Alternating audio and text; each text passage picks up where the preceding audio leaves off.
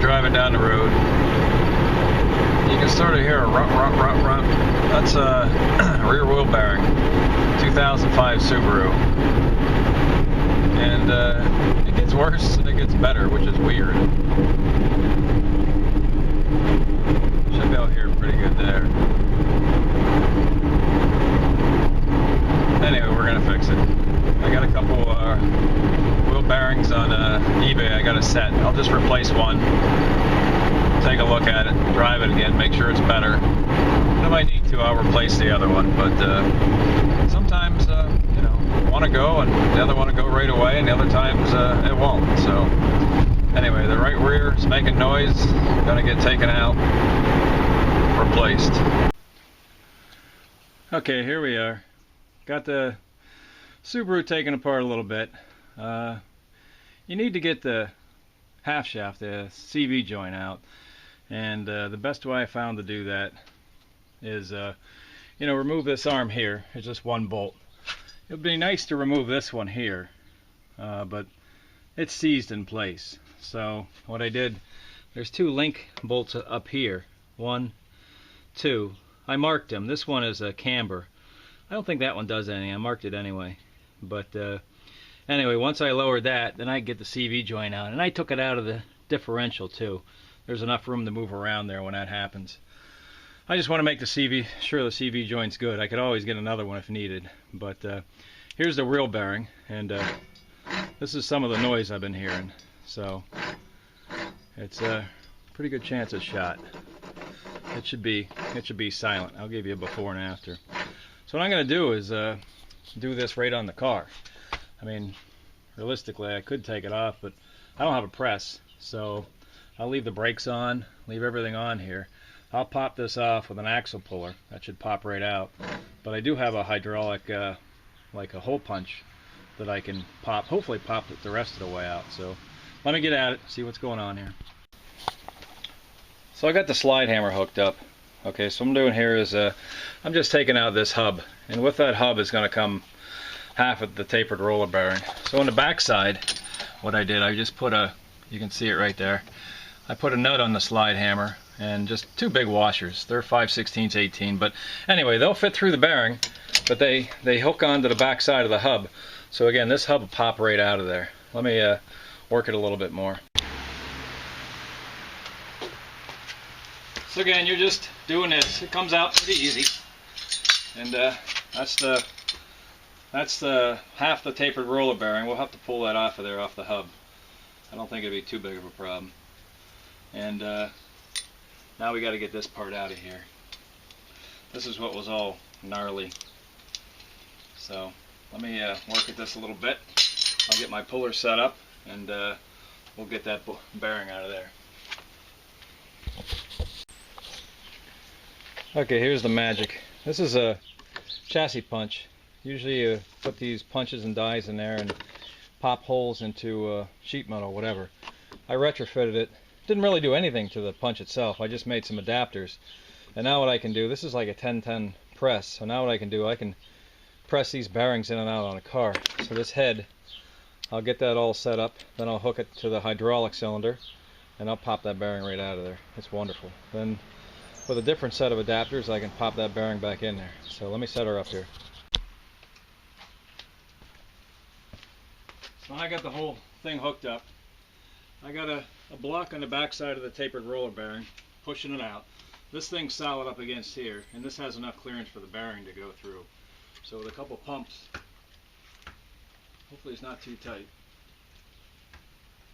And again, I took the clip out too, sorry I didn't tell you that. Yep, you hear it popping? It just popped free. Now it's real easy.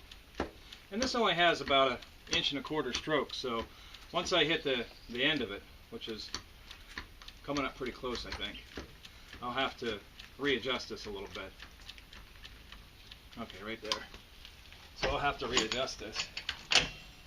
Basically I just tighten a nut up in the back.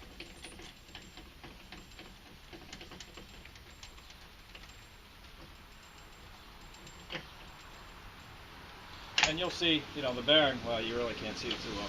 It's going through this hole right here. So it's almost out.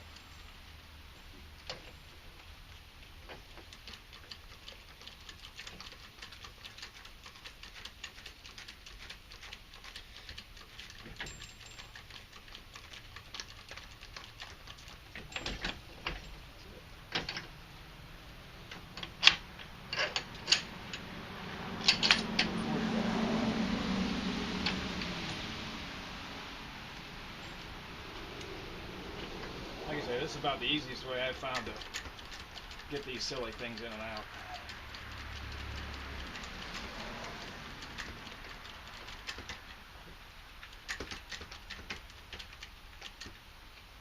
One now stroke. There you go. So, what I made, you know, this rod I bought. This is just, like again, this goes in the back side of this taper roller bearing to pull this whole assembly out. Okay, and these are just spacers. You need a spacer here for this thing, you know, for the bearing to go through. So, it really works pretty slick. I don't have a press, don't want to get a press. I've done half a dozen wheel bearings this way. This is pretty easy. This is a smaller wheel bearing than I'm used to. And now you can see hopefully you can see that. I'll do another pick of it too. You can see the bearing, the taper roller bearing, the mung and corruption, and it must have got wet, which is typical. So, okay, let me set this up to put it back in. Okay, here I'm prepping. Sorry, it's raining outside here. Here I'm prepping to put the bearing back in. What I did, I took the bearing and threw it in the freezer about 20 minutes ago. I got to take a break here for go get the girl, so I'll let it get in the freezer. What that does, that shrinks the diameter down. Anytime you got a press fit, the smaller you can make that thing, the better. And quite honestly, you know, you put something this size in the freezer, you're going to shrink it about 1/1000th. And my guess is the press is about 2/1000 or 3/1000. So if you shrink it 1/1000 of an inch, you're taking the press down to 1/3. So it makes it a lot easier to get in there. And again, I'm prepping this a little bit, so what I'll do, I'll take my little brake hone, and just in case there was any nicks or any problems in there, I'll just hit that surface, smooth it out a little bit. And this is nice. This is Japanese, so it's very nice. They got a lead in here that's a little bit bigger than the bearing we're putting in, so that gets the thing pretty much square to the bore, and that gets the thing to go in a lot nicer. So that'd be wonderful. You can see it sort of goes in a little bit. This is the old bearing. It sort of goes in a little bit before it hits home. Then now to get the thing straight, and you know, on the back side, on the back side of the hub, I'll have something, a spacer that sits on some flat surface back there too. So when I use my puller, or my chassis punch, I should say, I'm pushing it straight in. You want to get this thing going straight in. If you get it cocked, it's not the worst thing in the world, but you don't want to get it cocked. But you can always tweak it to get the thing straightened up again. Now here's the bearing I took out, and you can see it's got a bunch of corruption on it, and inside race, you know, you can see it's like all red. It's probably old water, and just the inside of it. So quite honestly, this probably would have ran forever. It would just make a nasty noise, and you can hear it too. It feels like gravel in there. So it was time for this bearing to go. So had a day off, nice rainy day. So took care of it. I want to get this thing up and running, maybe take it on a trip one of these days. So let me get a little bit closer. I'll show you a couple more clips. One other thing we got to do is this is the hub I popped off with a slide hammer, and always, you know, the one side of the tapered roller bearing or whatever kind of bearing it is, the sleeve sticks onto the shaft, and you got to get it out. So what I got here is pretty simple. I think it's a bearing tool. Let's see what it says. It's a bearing separator. Bearing separator. I got it from my favorite place, Harbor Freight, and use it quite a bit. So what I did, I just jumped around it, you know, got underneath it, and I left the ABS ring on. I don't think I need to take it off. And I just got right now a PVC block to get the bearing, you know, to get that whatever it would be, that ring, the race coming up the shaft. I may have to change, put something else there, but I think that'll get me started. So let me set this up and I'll zip it off.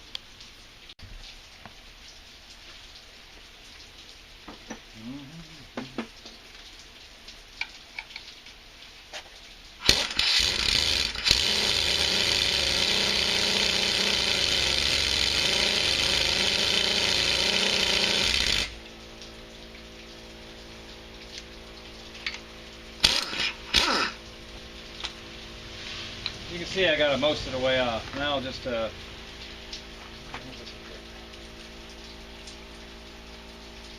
washer should work. I'll just get something to make a spacer with that washer and zip it off the rest of the way. So I don't think that's too interesting. I'll turn it off. Okay, let's talk pressing and bearings here a little bit. Here's the bearing. I had it in the freezer, so it's nice and small, hopefully. And we're going to press this into that hub. No big deal. But what you want to do when you do this pressing in the hub, you don't want to press on the inside race. You got an inside race, inside race. You do not want to press on the inside race. That's just bad. So what I did, one of my adapters I made is it's going to press on the outside race. So the outer race. So think about it. If you do press on the inside race, you're putting pressure against the bearings themselves, the taper roller bearings. You could nick something or whatever. Anyway, you do not want to do that. You want to set this thing up so you're pressing against the outside race. And on the back side of my screw assembly, I'm going to have this. It's going to be in the hub. This is just a piece of PVC. I just laid it, parallel.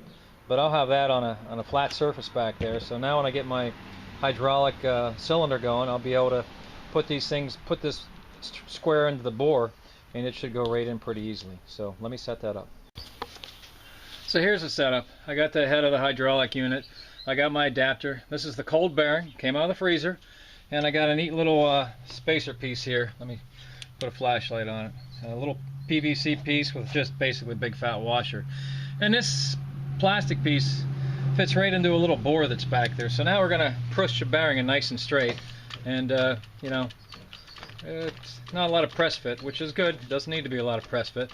You can see it charging right in there. I'm pumping a handle, right, piece of cake, and that bearing's just flying right in there. So the bearing doesn't care. It doesn't need to go in a certain way. But again, you got to push it from the outer race. So now, again, I only have so much stroke here. So I'll readjust. Basically, I'll tighten that nut up. And I'll get it the rest of the way in there. Throw the seals in. And I'll give you a little how to put the hub back in. That's a little tricky also. So. Okay, so I put this seal in here. I'll leave the other two out for now. I gotta push this bearing in, or this hub in, sorry. So now this is the tricky part. When you do the hub, when you push it in, okay, you need a backer behind the taper roller bearing. So what I have is this little simple plastic thing, and what that does, that's going to support the inner race of the bearing structure.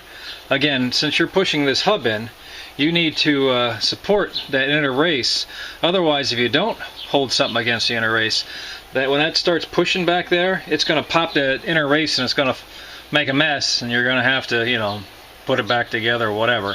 So anyway, this is going to go up against the inner race. It's not going to go against the outer race, the inner race. So if you make an adapter, it has to be small enough to just touch the inner race. And it'll fit back there, no problem. So anyway, I'll hook up my press one more time, and I should be just about done with it. So let me hook it up. Maybe I'll get a little quick video here. And just so you know, before I attached all this good stuff, I cleaned the ABS sensor hole. Because, it's got to go back in there. It was a little rough getting it out, so I cleaned that up a little bit too. But anyway, you can see I'm pumping on it. You can hear it. It's charging right back in there. So this thing works sweet. That's all the excitement here. So I think I'm done with this video. There's not much else to show. I mean, you can put the seals on. There's 2 seals on the inside you got to do. Then you got to put the CV joint back up. But the real essence of the video is, the symptoms of a CV, wheel bearing going bad, noisy as it is, and neat little contraption I made up to change the stupid things. This really works nice. Some cars, this Subaru, I mean, with a couple bolts you could have the whole hub off, but again, I don't have a regular press. If I did, I would think about it. But I did have this, and, the tool maker, so I like making crap. So, okay, hope you enjoyed the video. Bye.